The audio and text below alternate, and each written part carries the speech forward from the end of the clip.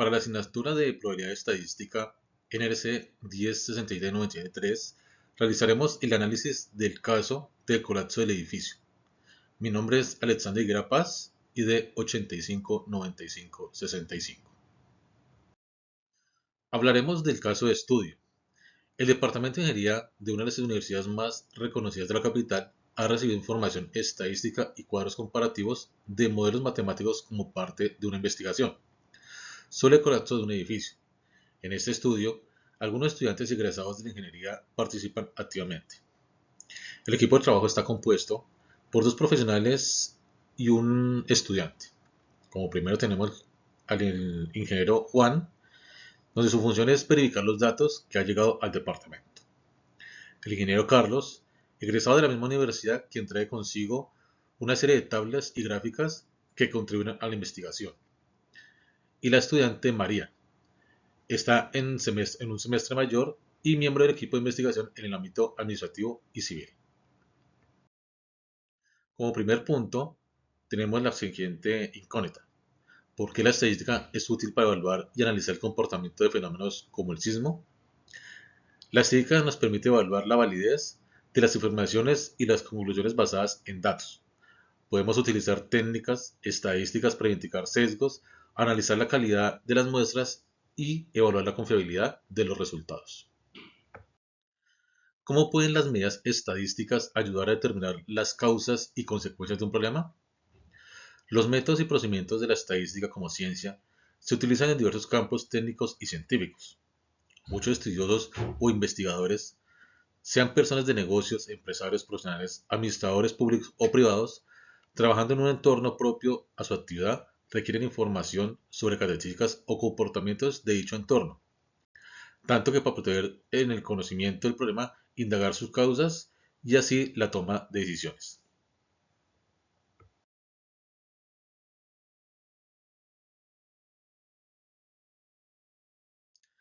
Justifique por qué las medidas estadísticas son útiles para abordar las dimensiones del caso. Bueno, las medidas estadísticas son de gran importancia, ya que nos permiten analizar, identificar y evaluar los datos más importantes, como por ejemplo la población afectada, registro de eventos sísmicos en la zona, ISO y datos sobre el edificio colapsado.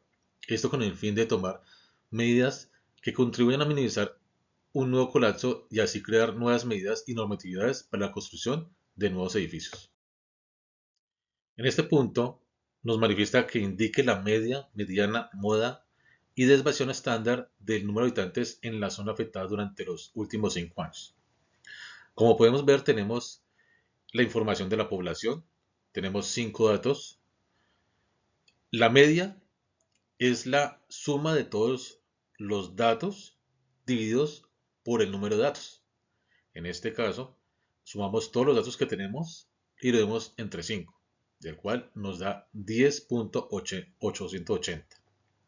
La mediana, teniendo en cuenta que la información está organizada de menor a mayor, es la que se encuentre en la mitad de los 5 datos que nos suministra el archivo. La moda, en este caso, no aplica, teniendo en cuenta que no hay ningún dato que se repita más de 2 veces o 2 veces. La varianza, la varianza es, la, es el dato, el primer dato, menos la media del resultado de esta, se eleva a la segunda potencia y posterior se divide por el número de datos menos 1.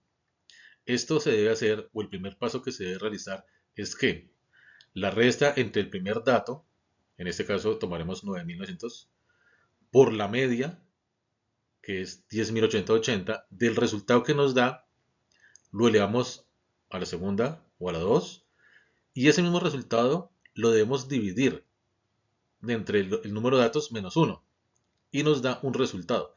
Este procedimiento debe realizarse con cada uno de los datos para posterior hacer la suma en total y de ahí se saca el resultado. La varianza en este caso nos dio 967.000. Para obtener la desviación estándar se debe tomar la varianza y a este número sacarle la raíz cuadrada. La raíz cuadrada de 977.000 es 983.36 aproximadamente. Esta es la forma para tomar los datos dentro de la información poblacional que nos es suministrado en el caso del edificio colapsado. Ahora calcularemos las medidas de tendencia central y dispersión de la resistencia a la compresión del suelo. Tengamos en cuenta que las medidas de tendencia central y dispersión son las mismas media, mediana, moda, varianza y desviación estándar. Tal como en el anterior ejercicio, la media es la suma total de los datos dividido por el número de datos. La mediana es el intermedio de los datos que nos han suministrado. En este caso es 12.5. La moda no aplica teniendo en cuenta que dentro de los datos no hay ningún otro dato que se duplique o se repita. Bueno, en esta diapositiva veremos la distribución de la resistencia a través de un histograma, teniendo en cuenta los datos que nos han suministrado como características geotécnicas y la frecuencia de posibles sismos. En él podemos observar el gráfico de cómo se presenta las características geotécnicas con respecto a su frecuencia. Bueno, la relación entre la profundidad del nivel freático y la resistencia del suelo. En este, con los datos que nos da el caso, con los datos de características geotécnicas y nivel freático, hemos de realizar un diagrama de dispersión, donde nos demuestra las características o la resistencia del suelo.